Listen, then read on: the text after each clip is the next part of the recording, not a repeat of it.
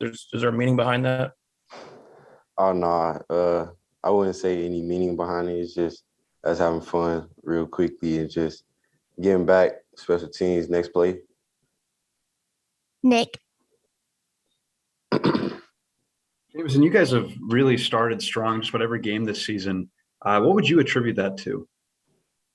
I would just say we're focused on getting out, getting on top of our opponent real quick, getting a fast start. That would be pretty much it. Just getting a fast start, getting going early, getting the advantage of getting on top of our opponent early. Katie.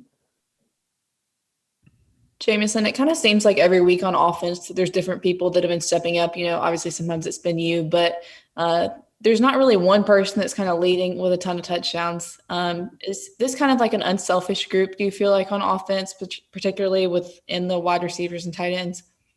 Oh yeah, very unselfish. I mean, we're brothers. I don't think it should be any selfishness or anyone trying to get theirs before someone else's in this offense. I think we all understand that too. So like, it's very unselfish.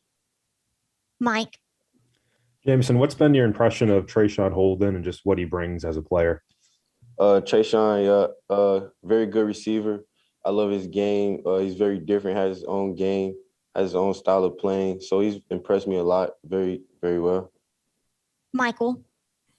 Yeah, just about the balance within the receivers and the whole passing game. There's so many different guys getting a hold of the ball.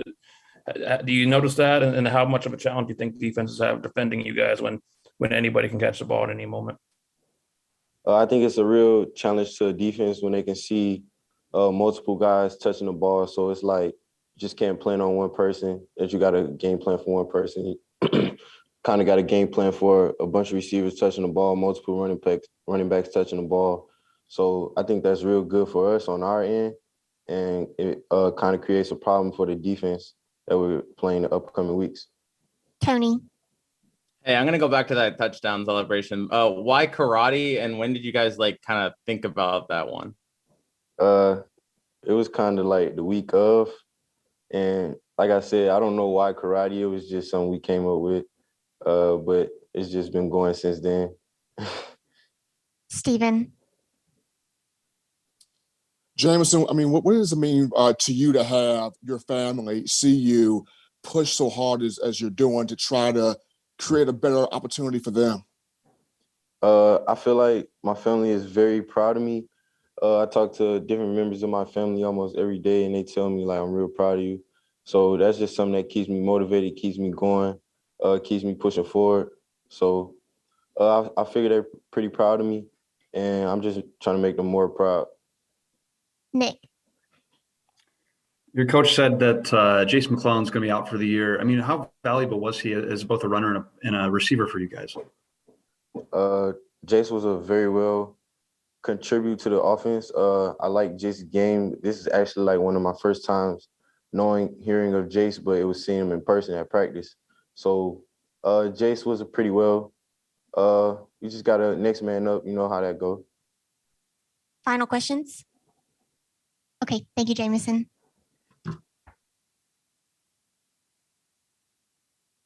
Eboigbe will be next.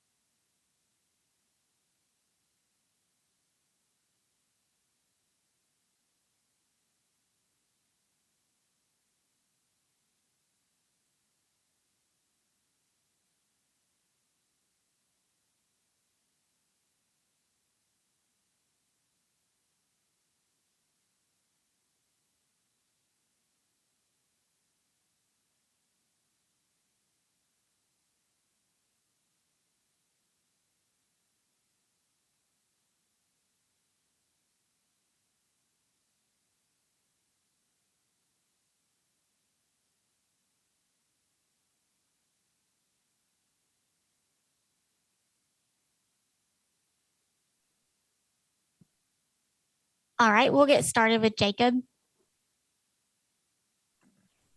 Hey, Justin, I just want to ask you about your relationship with Phil Mathis and kind of what you guys have gone through over the years on the defensive line together, and maybe some things that he's taught you throughout that time.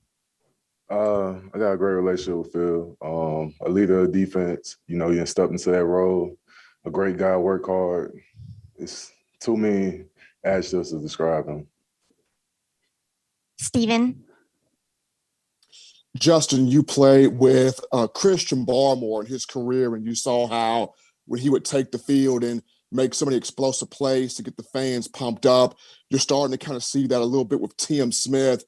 What does he bring that kind of reminds you of Barmore a little bit? Well, a guy who can bring energy, each and every day. That's what any player on both sides of the ball can wish for.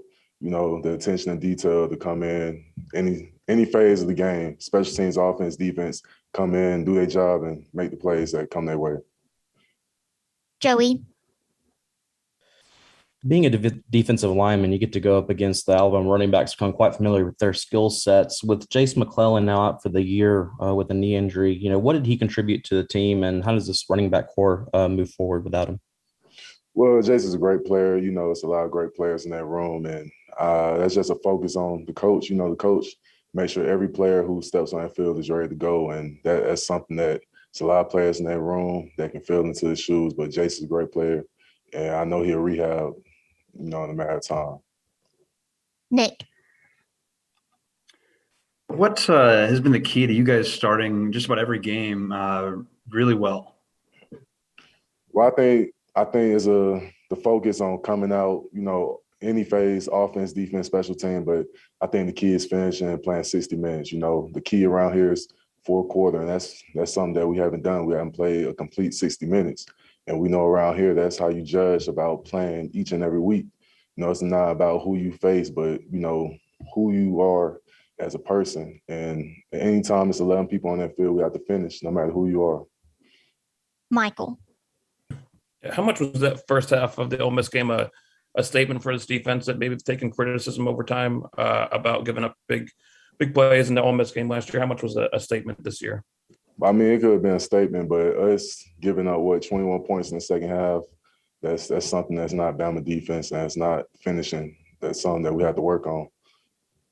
Charlie. Hey, Justin. Yeah, just how do you feel like the defensive line has progressed through the first 5 games? Well, I feel each and every week, our job is to get better and better, whether that be stopping the run, whether it be affecting the quarterback in little ways, bad balls, putting our hands up, change the flight line of the pass, wherever that may be, whatever our job entails that week, first comes with stopping the run to make the team one-dimensional, but each and every week coming in, we'll plan to affect the quarterback and the runners in the backfield. Tony. Yeah, Justin, Drew Sanders put on like 10 or 15 pounds during the offseason. How much do you think that has influenced his game from last season, just having that extra weight there? Well, I think Drew is a great player. If he comes to the weight room, you can see that each and every day he comes in the weight room, comes to work, one of the strongest guys in there. And yeah, it's helped this game tremendously as he's one of the best playmakers on defense. Final questions? All right, thank you.